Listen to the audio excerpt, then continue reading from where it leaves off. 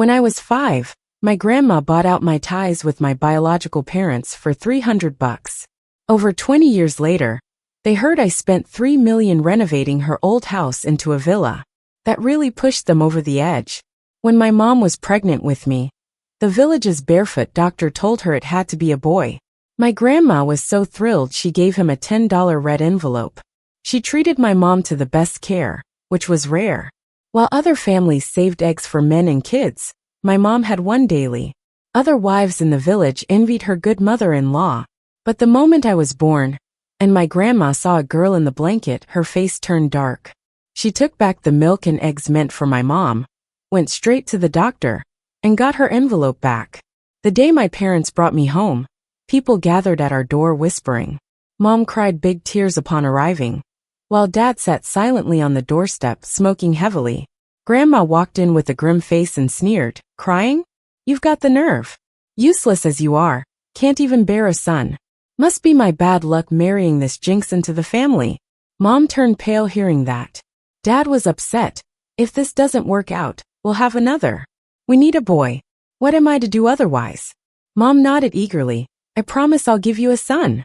Grandma scoffed. If you don't, I'm fine with my son divorcing you for another.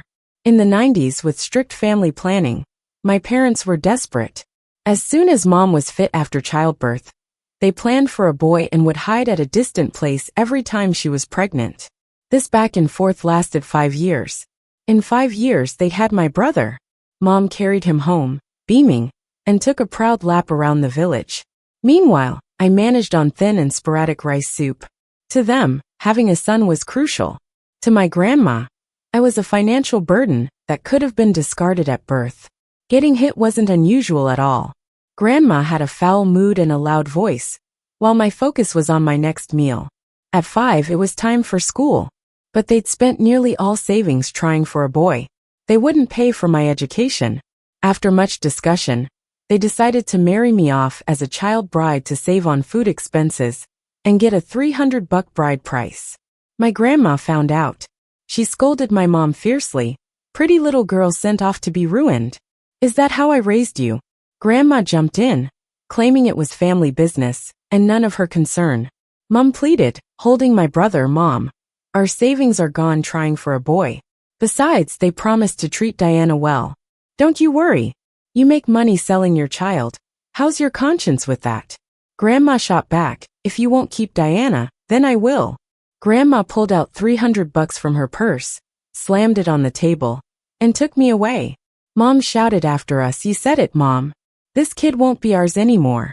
Later, I learned Grandma realized they drained their funds having a boy. She secretly sold her silver bangles to gather over $300. The way to Grandma's took us across a small river. She wanted to carry me, but I insisted on walking, tightly clutching her calloused hand. I felt safe like never before. My aunt's face pulled long when she saw us walk in. Grandma patted my shoulder, introducing, "This is your aunt, say hi." "Auntie," I called cheerfully. She frowned, rubbing her belly, and scolded, "Not so loud. What if you scare my son?" Grandma wasn't pleased with her tone. "If a little noise bothers him, he doesn't deserve to be the grandson of mine," she snapped. Without a care for Aunt's pale face, she led me inside. Soon, noises erupted outside. Curious, I peeked, but Grandma pulled me back. "Ignore that. She's like this. This home's not hers to rule. You'll be safe here." "Sweetheart, what's your name?" I shook my head. At home, even the nickname girl was rare. More often, they call me money waster. Grandma spat, shameful. "No proper name for such a big kid. From now on, you'll be Diana." "How does that sound?"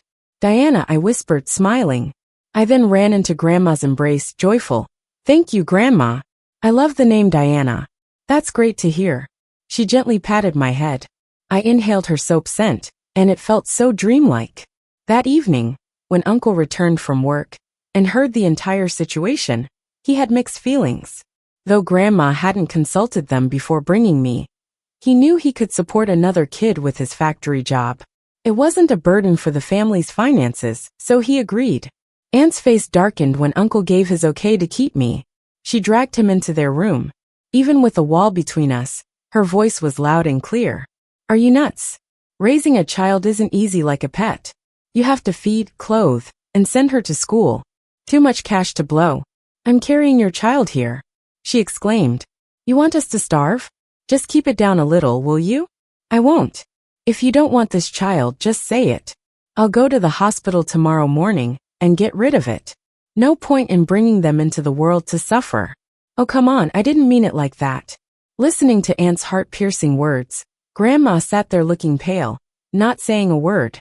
I walked over cautiously and tugged at her sleeve. Grandma, can you send me back? Nonsense.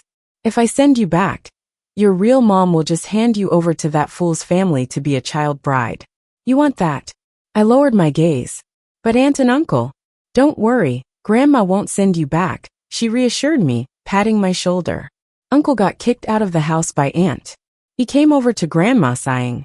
Mom, don't take what my wife says to heart, Grandma waved her hand, stopping his excuses. I know what she's upset about, but you can't just sit by and let Diana be a child bride to a fool. Think about our family reputation. Don't worry. Worst comes to worst, I'll find more work outside.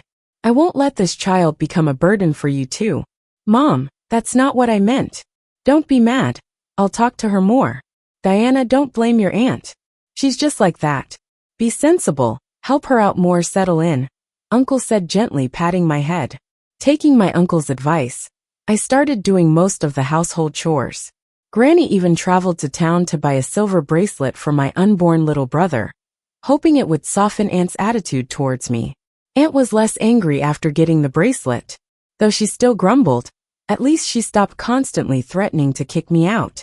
At the dinner table, as always, I watched Aunt closely to see if I could grab any food. Aunt rolled her eyes at me. Why are you watching me? Is there food on my face? Just grab what you want. You think I'm a tiger that'll eat you? I quickly shook my head. Don't make it seem like I'm mistreating you.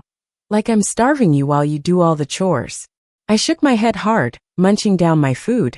Finally easing up a bit, Aunt said as I cleared the table, Diana, it's not that I'm hard on you. You know, with me being so pregnant, it's not convenient. You need to help around the house more.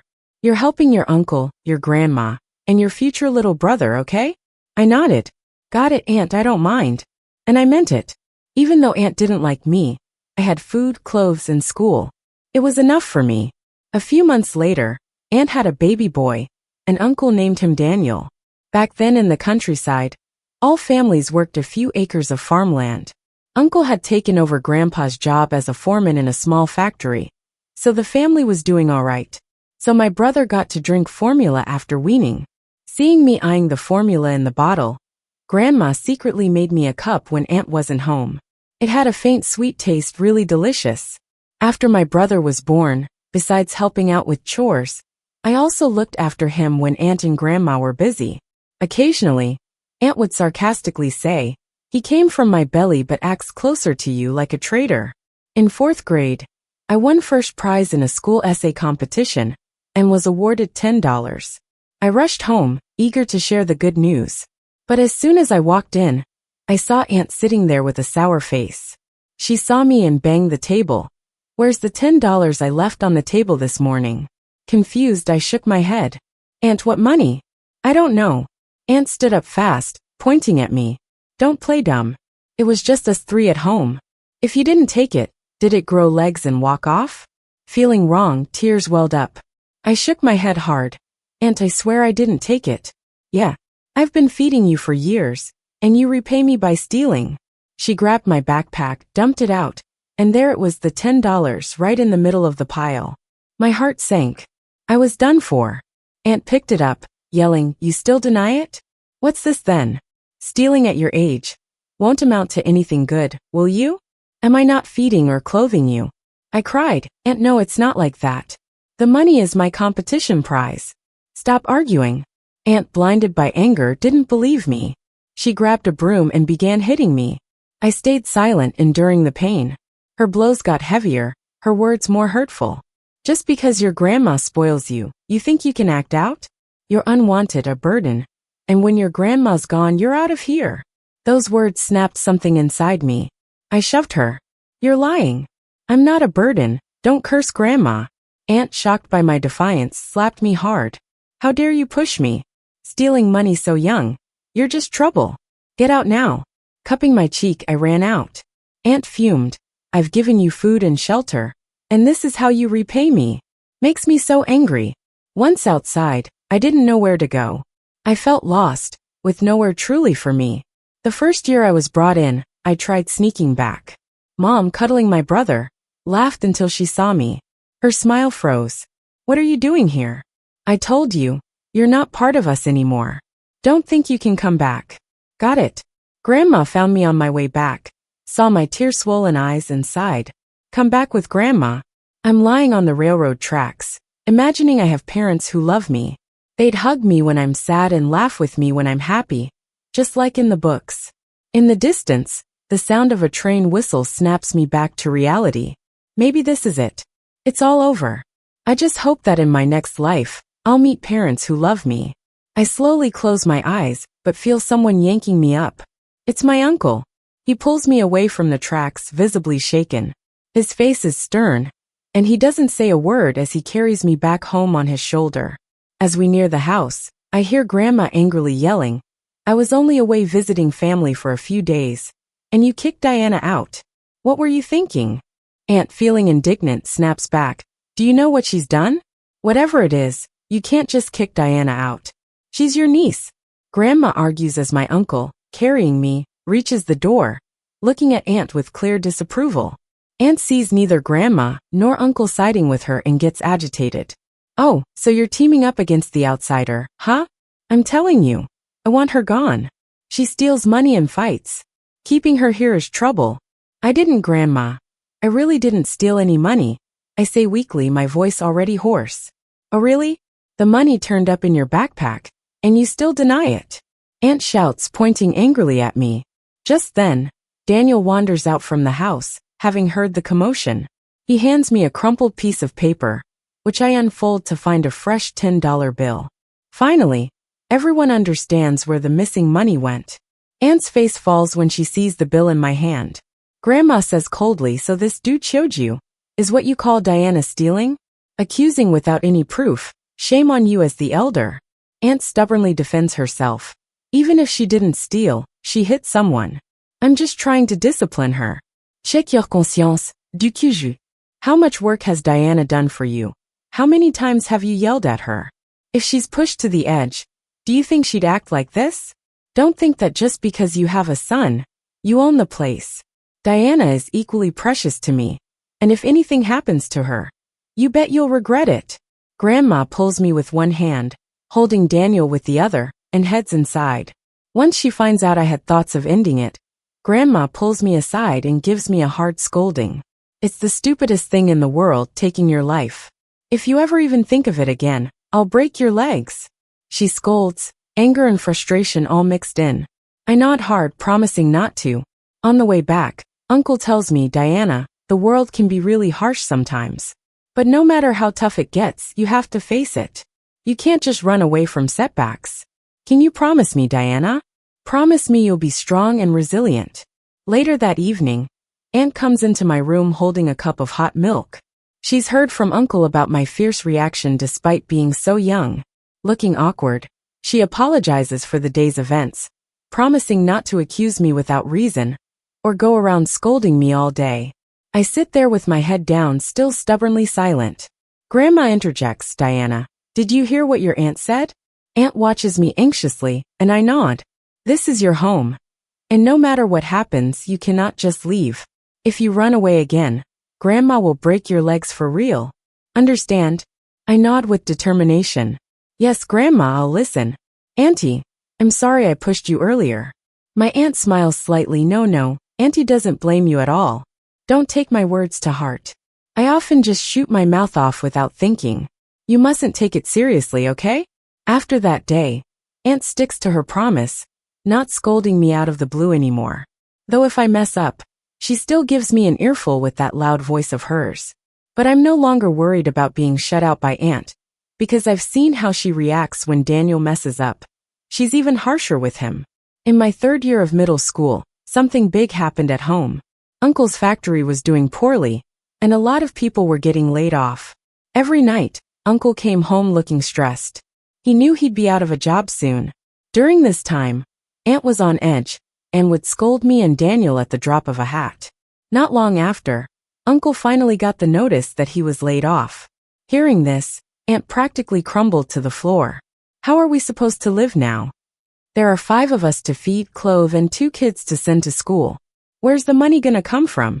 Uncle sat silently in the corner, smoking, while Grandma quietly turned to the kitchen to make dinner. The yard was filled with Aunt's cries about all the hardships she had endured. As we sat around the dinner table, only Daniel, blissfully unaware, was eating heartily. Grandma, noticing the gloomy silence, put a fried egg in my bowl. Eat. After you're done, help your brother with his homework. I looked at the egg, its golden color tempting, but I had no appetite. Aunt snorted sarcastically, yes, eat up. Who knows where the next meal will come from after this one? Grandma gave her a sharp look. Stop saying nonsense in front of the kids. Am I wrong? Mom, your son lost his job. Do I really need to explain that? Without money, how are we gonna survive? Just living off this tiny plot of land to feed 5 people. Do you think that's realistic? Her voice was rising with every word, eventually standing to almost shout. And on top of living expenses, kids need schooling, don't they?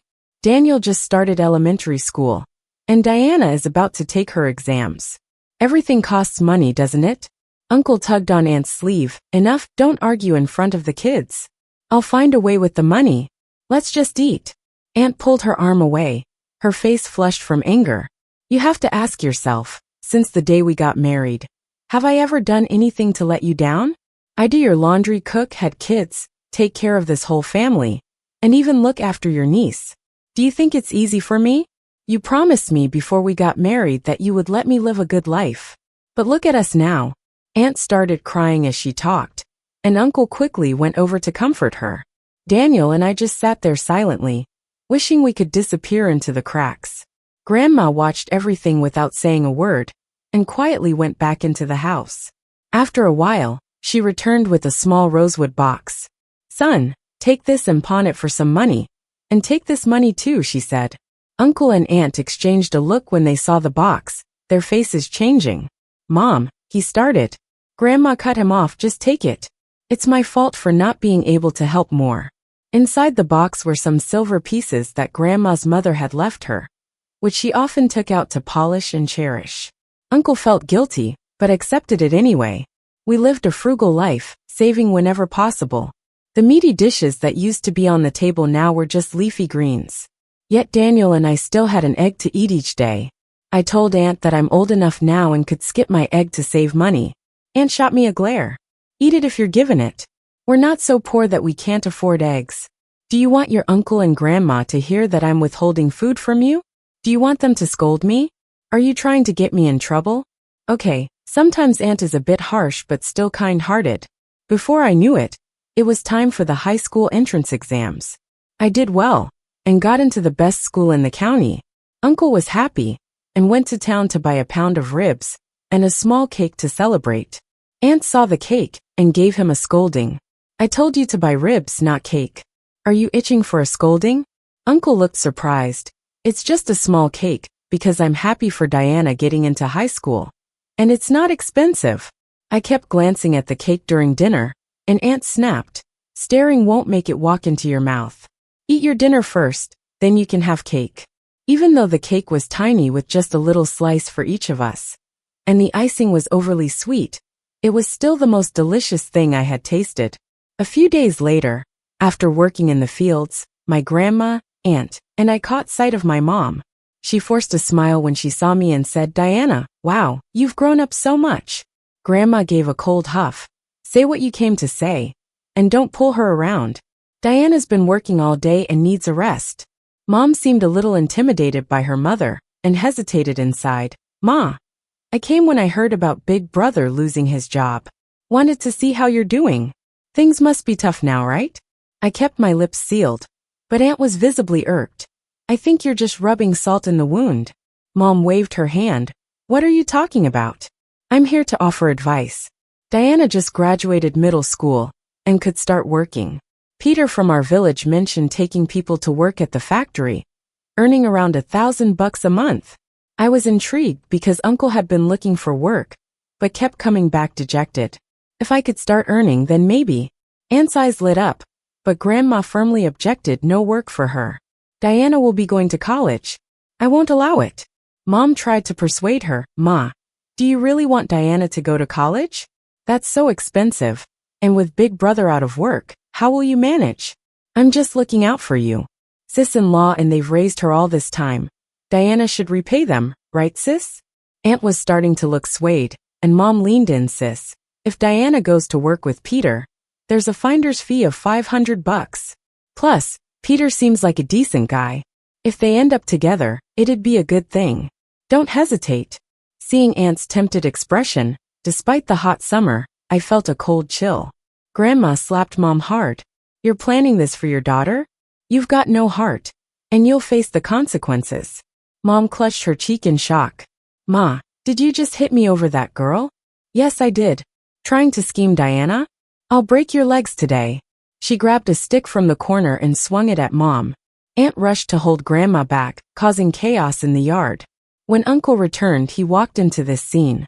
He and Aunt managed to calm things down after hearing what led to it. Uncle angrily slapped the table. You'd end your own daughter's future for a few $100? Have you been living these decades for nothing? Let me make it clear. Diana was bought for $300 from your family. Her household registration is now with us. You've got no say in our matters. Mom's face was embarrassed, and she retorted loudly, she's still my daughter. Grandma snorted. Not raising the child makes you worse than animals. The scolding from her own mother left Mom red and white with anger. Uncle waved her away. You should leave. Visit less often. As long as Diana wants to study, I will support her, even if I have to sell everything. We don't need your kind of care. Realizing Uncle wouldn't converse anymore, and Aunt had turned away, Mom awkwardly left. I glanced at Aunt, whose face was as dark as soot. Saying we'll do whatever it takes to put a niece through school. Are you out of your mind? Uncle sternly rebuked her. Diana is excellent and hardworking. What right do you have to decide her future? So what? Knowledge can change the future. I didn't read much and couldn't give you a good life. Now Diana has the chance to make something of herself. As parents, shouldn't we support her from behind? My aunt sneered. Easy for you to say. Do you know how much it costs to get her through high school and college? I ask you, where will the money come from? Even if your mom's jewelry chest had 10 more boxes, it wouldn't be enough. I found a job. Uncle pulled out a stack of fresh 100 yuan bills and stuffed them in my aunt's pocket. Turning to me with a grin, Diana, go to school without worry. I can afford it. Aunt counted the money, 1,000 yuan, and swallowed hard. Where did you get so much cash? Grandma looked shocked too. Is this money legit? Uncle scratched his head in frustration. Mom, don't worry. This money is clean. I earned it myself. Later, after my aunt pressed him, we found out that Uncle had gone out to look for work. He stumbled upon a robbery on his way home, and without hesitation, chased after the thief. He actually managed to retrieve the stolen goods. The owner was so thankful that they offered him a pile of cash on the spot. Uncle waved it away, saying it was nothing. Seeing the person looked well off, he ventured to ask if they knew of any jobs.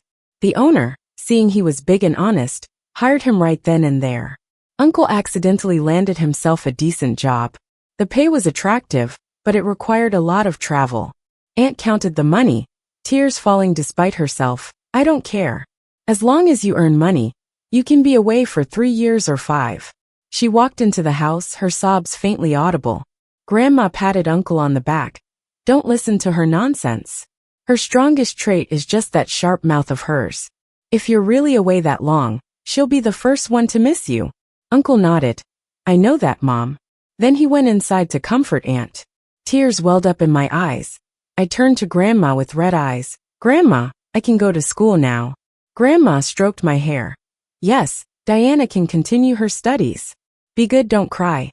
Study hard in high school and aim for a great college. Make your uncle and aunt proud. And shut those shallow folks up. I wiped away the tears and nodded firmly. In high school, when Aunt saw me working, she'd always shoo me away from chores. With that time, you might as well study more. Every extra point in college entrance exams can put you way ahead of the others. Your uncle spent so much money for your schooling. You better get into college and not embarrass him. Even though she talked tough, I knew she was soft-hearted inside. The villagers loved their gossip, saying my aunt and uncle were silly for spending so much on a niece while being less attentive to their own son. Upon hearing this, Aunt fired back without hesitation, so they gradually only dared to gossip behind her back. 3 years of high school passed quickly, studying day and night. Grandma watched my chubby cheeks grow thinner with a heavy heart, and always found ways to make me delicious meals during summer breaks. However, too tense to relax, I had little effect on my health. Daniel, on the other hand, gained quite a bit. Aunt, without a good mood, teased him. You're only benefiting from your sister. Otherwise, where do you get such treatment? Daniel laughed. Mom, do you know there's a word for you? What word? Jealousy. Mom, admit it, you're jealous of me, right? Oh, you cheeky brat, making fun of me, you want a good smack? Seeing Aunt angry, Daniel quickly ran outside. I fought back laughter until it hurt, and Aunt glared. Go study, don't just sit there. Yeah, I'll stop laughing. Waiting for results was nerve-wracking. Aunt kept worrying aloud about if I'd get in or not. Grandma scolded her. Stop talking nonsense all the time. You're just stressing the kid out. But she couldn't help it, and just like me, she didn't know the outcome. Uncle made a special trip home on the day results came out, and we all gathered around the phone as I dialed the number to check my score. Those few seconds felt like an eternity, holding our breaths. After I hung up, silence filled the room. Daniel's small voice broke it. Sis, did I hear right? 658 points. Uncle trembled. Diana, call again just to be sure. Nodding, I rechecked. I really did score 658. Grandma hugged me, patting my shoulder with a relieved smile. Aunt's eyes reddened smug. You didn't disgrace us. Within an hour, the whole village knew I scored 658, meaning I could pick from 90% of the top schools nationwide. Aunt was overjoyed, completely ignoring others' envious looks. A few days later, Mom called, saying she was glad I got into college and wanted me to visit, as she had something to make up to me. Reluctantly, I agreed. I didn't expect she was just making an excuse to get me there. As soon as I arrived, she led me into a room. Sitting on the bed was a man looking me over, making me uneasy. I tried to leave, but Mom locked the door. Diana, this is a man I found for you. Though he's older, he's caring. Trust me, I've checked. He's well off, running a business. Marry him, and you'll live well. Desperate, I pounded on the door. Mom, please let me out. I don't want to get married. Open the door. Unfazed, she said. Get to know each other. We won't disturb you. Ignoring my pleas, the footsteps faded, leaving me slumped and defeated. The man approached, a sleazy smile on his face. Despair took over me completely. Sis, don't be scared. I'll get you out of here. That was Daniel's voice. I heard him bang the lock 3 times and break it open. With a hammer in hand, he charged at that man. The guy was so scared by Daniel's look, he peed his pants right there. Daniel gently helped me up. Sis, are you okay? Let's go home. I was already so terrified, just numbly letting Daniel lead me out. Mom's family, already too frightened by Daniel's actions, didn't dare stop us now. On the way back, Daniel held my hand tightly. Good thing I followed, or who knows what those bastards would have done. Back home, when Daniel told Grandma about what happened to me, she nearly passed out from anger. My aunt started cursing right away. Are they even human? Treating their own daughter like that. Aren't they afraid of karma? We'd better not have any dealings with them anymore. Still not satisfied, she started pacing around the courtyard, then grabbed a sickle from the corner. No, I just can't swallow this, she said. Uncle, scowling, somehow got hold of a hoe. The child I care for so much got bullied like this. I must get them to explain themselves. Even though Daniel just got back, it was obvious he wanted to act too. Later, Daniel animatedly described that incredible scene in front of Grandma and me. Aunt pulled Mom's hair like crazy, yanking out a big chunk. Uncle, with red eyes, hit Dad so hard he was searching for his teeth on the ground. And I heard Dad was bedridden for a whole month after that. Daniel dealt with my blood brother and Grandma, who never treated me kindly. They smashed everything they could at Dad's house, until the village head came to mediate. After that, Dad's family never dared to mess with me arbitrarily again. I chose to go to college in a city far from home. Aunt mumbled about how far it was, and how hard it would be to see me. Uncle disagreed. Don't keep trying to make decisions for the kids. Let her do what she wants, and we'll just support her from behind. Oh, you know best, don't you? Aunt replied, and they started bickering again. As the school term approached, watching them bicker, I felt reluctant to leave. On the day they sent me off on the train, Aunt kept advising me for a long time. Only when the train was about to leave and Grandma urged her did she finally stop. Don't know how you have so much to say, Grandma teased. Diana, let us know you're safe when you arrive. Call if you need anything, don't handle it all alone, okay? Grandma instructed. I know, Grandma. Take care at home. I'll visit during the holidays to see you and Aunt. Watching their figures fade away, supported by the sunlight, they seemed to glow with a golden aura. I knew I was never alone. I had a loving grandma, uncle, aunt, and the mischievous Daniel. Who could have guessed that Daniel, usually disliked by everyone, would get into National Defense University? This made Aunt walk around the village with pride. On the day Daniel hosted a banquet for his university admission, Uncle and Aunt set up over 100 tables for friends and family. Everyone kept praising how successful the Lin family was. They raised a niece, and in her early 20s, she already had hundreds of people under her command. And because Grandma mentioned not wanting to live in the city, the girls splurged $3 million to turn the old house into a villa. Now Daniel, too, is thriving, having gotten into the National Defense University. Truly proud parents. Life's going to be great. Even Dad's family came, sitting at the table with awkward expressions. Dad kept drinking heavily with a sullen face, while Mom wore a sheepish grin. When she saw me, her eyes lit up. She cheerfully came over to grab my hand, but I avoided her, leaving her looking awkward and rubbing her hands together with a smile. Diana, I heard Grandma's house renovation cost $3 million? I crossed my arms with interest, listening to her spiel. I knew you'd make something of yourself. I'm genuinely happy for you. Back then, giving you to Grandma to raise, we had no choice, you know? Feeding your brother was already a problem for the family. When life got better, I wanted to bring you back, but didn't want to affect your studies. You're my flesh and blood. We're family by blood. Now your brother's all grown up but still not settled. Could you help him get a property in the city for a marriage proposal? It doesn't have to be big. 20 square meters will do. Listening to her nerve-wracking talk, it made my teeth ache with anger. How can someone be this shameless?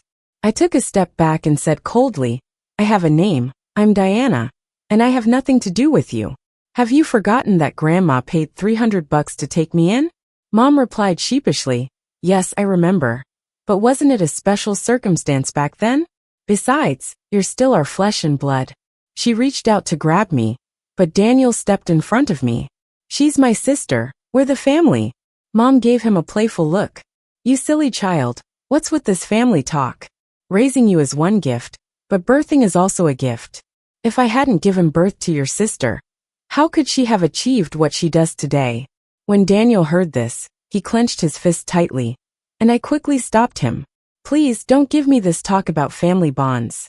Selling me back, then means you're no longer my parents. As for this blood bond, it only brought me pain. Why should I care about it? Noticing the tension, Aunt came over and caught some of the conversation. She immediately shielded me, glaring fiercely at Mom, and shouted, How can you be so shameless? Check your conscience, have you no shame? When Diana was 5, you thought she was a burden, and wanted to sell her for $300 to a fool from the neighboring village as a child bride. If Mom hadn't arrived in time, could Diana be who she is today? When she finished middle school, you pretended to be kind and urged her to leave school and move to the city for work, just to pocket a $500 finder's fee. When she got into college, you tricked her into coming home, trying to force her to marry a man in his 50s for a dowry worth thousands. And now you're here again, shamelessly asking Diana to pay for a wedding house. Do you think she's an idiot, or am I the idiot here?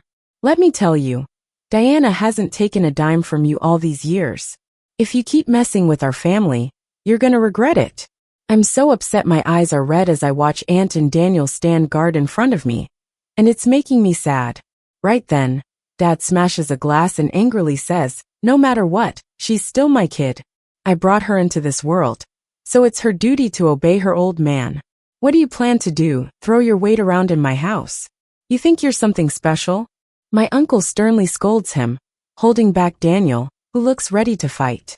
Dad glances up at my uncle, who's well over 6 feet and built like a linebacker, and quickly cowed, says nothing more.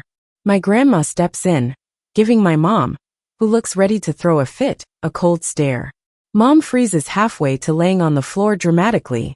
If you keep this up, I'll write you off as my daughter, and don't bother coming back.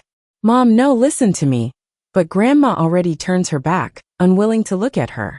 Uncle nods in agreement. If you bother Diana again, don't expect us to keep in touch. Mom stands there, stunned, looking at me for help. Diana, no matter what, I'm still your mom. I pull out $3,000 and toss it on the floor.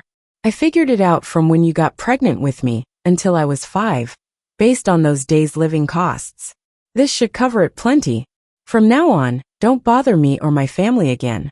Mom starts to say something, but Daniel, grinning, picks the money up.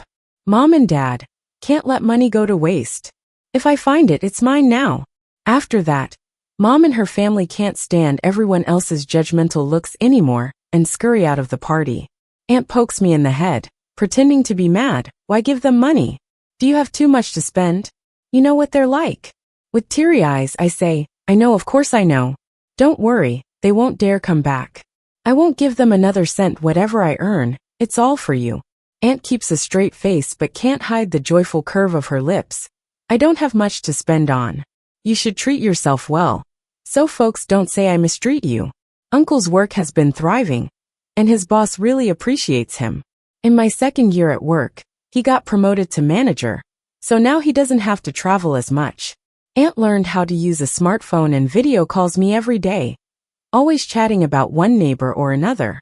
Sis, when are you bringing your partner home? Mom's been talking about it, even sneaked off to the town to get her eyebrows done. Daniel's voice comes over the phone. Kid, stop making stuff up.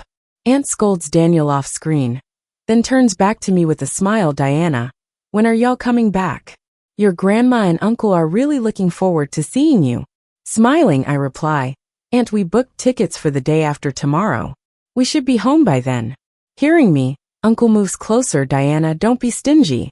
Flying takes hours. Treat yourselves to some business class seats so you won't be tired. Aunt nods, agreeing. Yeah, don't save the money. Come back and have your uncle cover it. Why does sis get to sit in business class while I have to squish into a regular seat?